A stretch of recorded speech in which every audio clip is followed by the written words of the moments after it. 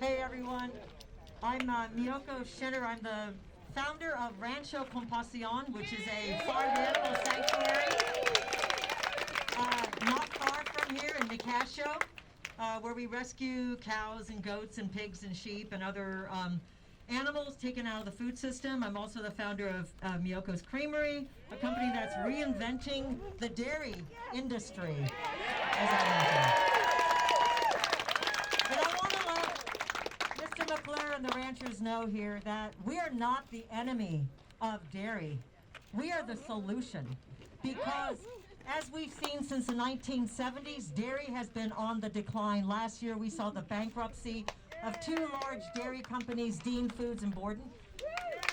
And we see ranchers across the country folding up, filing bankruptcy, committing suicide. So I understand the economic turmoil that is affecting the industry now and what they must be feeling. So I understand that. And it's just like when the horse and buggy was replaced by the automobile. There is a new future for food, and it is not making dairy products out of cows. There is a new future of food, and you can participate in that. And at Miyoko's, we are actually going to be helping a dairy farm convert to growing crops. We're going to be subsidizing them instead of the government subsidizing them. Let's talk about the economic impact that we are talking about at Point Reyes National Seashore. It's not just the activists here, where the whole community here believes that these dairies are necessary for a thriving agricultural economy for Marin County and the surrounding areas. The questions we have to ask is, how much are they actually contributing? And how much of that is offset by government subsidies? There are no government subsidies for plant-based companies. I had to do it on my own. And I can tell you that I have 3 times as many employees as all of the dairies here in Point Reyes National Seashore. I contribute at least twice as much to the economy, and we provide everybody a living wage, full benefits, including all meals, health insurance, 401k, and even a tuition reimbursement program. This is the industry that is growing, and I invite dairy farmers to join this industry. I also asked the Park Services, what would happen if I put my zero carbon emission business out here in Point Reyes National Seashore? Would you allow that? We did a life cycle analysis and found that our products were up to 98% lower in greenhouse gas emissions than their dairy counterparts. Instead, we're going to spend millions of dollars helping these dairies become supposedly carbon neutral by financing methane digesters. Why are we doing that? Why is the state of California going to be financing methane digesters to solve a problem that's being created by a private industry on park lands? I'm not getting a handout. So why are we supporting a dying industry?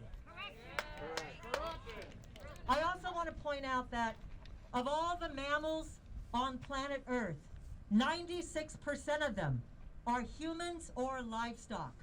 Only 4% are wildlife.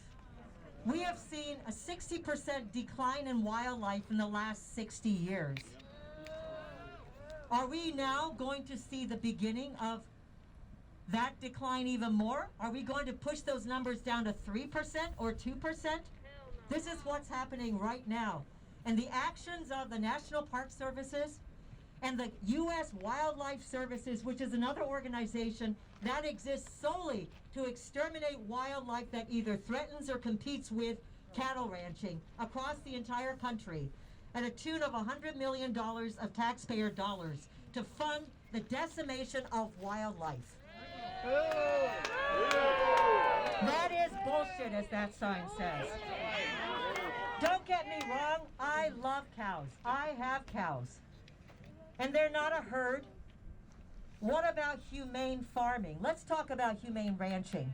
Because everyone in Marin and Sonoma believes that we practice humane ranching. Is it humane to rip a calf away from a mom and raise them in isolation in these little hutches? No.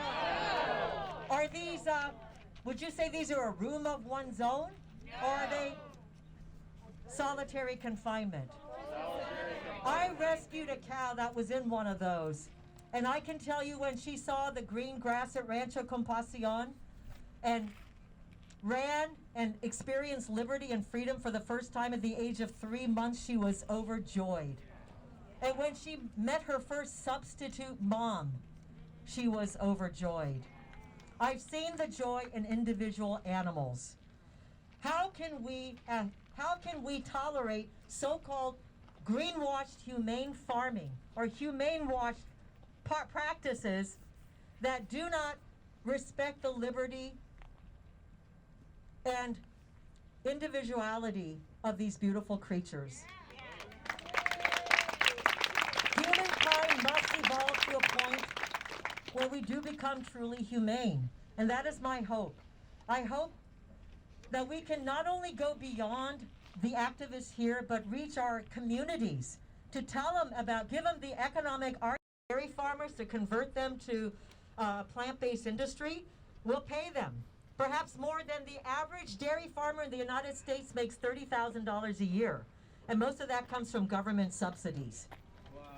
So it's not a lucrative lifestyle. Do you want a better lifestyle? Let us help you. Thank you.